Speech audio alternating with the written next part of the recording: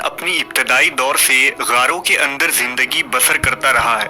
गार इंसानों का मस्कन था, जहां वो लकड़ियां जलाते, जानवरों का शिकार करके लाते और यहाँ जखीरा करके रखते।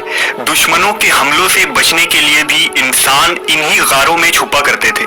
बहुत से तोहम परस्त कौमों का ये अकीदा था कि गारों के अंदर उनके मरने वालों की रूहें रहती हैं। उन गारों से दूसरी दुनिया के रास्ते जाते हैं, जहाँ वो रूहें सफर करती हैं। इस वीडियो में हम उस मुकद्दस गार का तज़किरा करेंगे जिसका जिक्र गार कहफ के नाम से कुरान मजीद में आया है, जिस गार में अल्लाह के बरगुज़ीदा बंदे अब्दी नींद सोते रहे, जिन्हें अस्हाब कहफ के नाम से जाना जाता है। आज से हजारों साल कबल रोम के शहर एफसुस में एक जालिम और मुशरिक बादशाह की हुकूमत थी, जिसका नाम दकियानूस था। उसकी हुकूमत में जो शख्स भी बुत परस्ती न करता, वो उसे कत्ल करवा देता। उस शहर में कुछ नौजवान रहा करते थे जो तौहीद परस्त थे और जिन्होंने बुत परस्ती से इनकार कर दिया था। जब बादशाह को इन बागी नौजवानों की खबर मिली तो उन्हें अपने दरबार में बुलाया। जब वो बादशाह के सामने हाजिर हुए तो अपना अकीदा बेबाकी से जाहिर कर दिया और कहा कि हम एक अल्लाह के सिवा किसी के आगे हरगिज सर न झुकाएंगे।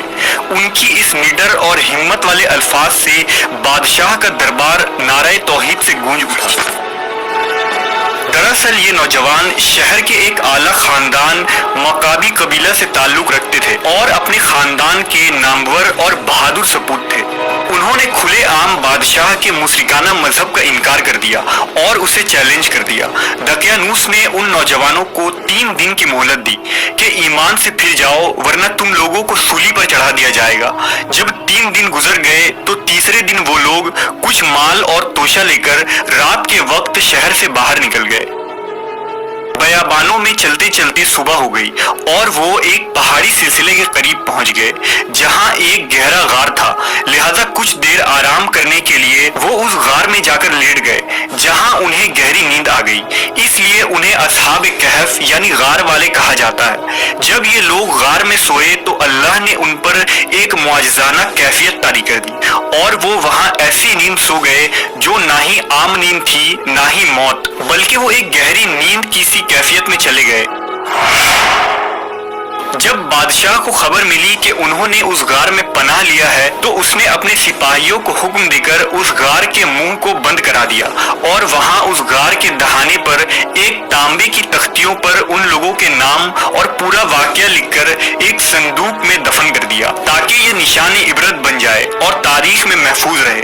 जमाना गुजरता रहा, मौसम तब्दील हुए, मगर अस्हाब कहफ यूं ही सोए रहे और अल्लाह की कुदरत से उनकी जिस्म वैसी ही सही और सालिम रही। उस पर वक्त और मौसम का कोई असर न पड़ा। यूं 300 साल से भी ज्यादा का अरसा गुजर गया और अब एफसुस शहर में बेदरूस नाम के बादशाह की हुकूमत आ गई। बुत परस्ती का दौर खत्म हो गया था, लेकिन लोग नई नई फितनों में पड़ गए, जिसमें एक फितना ये था कि लोगों की एक बड़ी जमात ने मरने के बाद फिर जिंदा होने और कयामत आने का इनकार कर दिया था।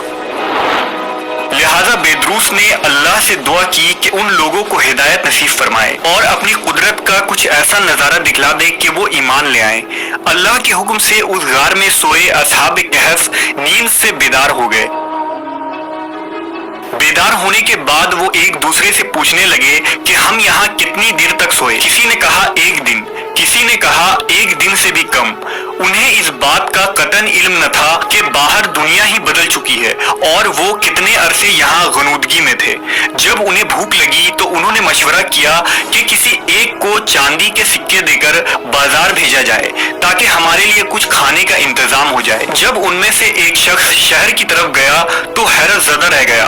उसने शहर को बिल्कुल तब्दील शुदा पाया। घर और मकानें ऊंची ऊंची हो गई थी, लोगों के लिबास में तब्दीली आ गई थी, कोई शख्स भी आशना नजर नहीं आता था। वो एक दुकान के पास गया और दुकानदार को सिक्के देकर खाने की चीजें मांगी। जब उस दुकानदार ने उस सिक्के को देखा तो पूछने लगा कि तुम्हें ये सिक्के कहाँ से मिले, क्या तुम्हें कोई खजाना मिल गया है?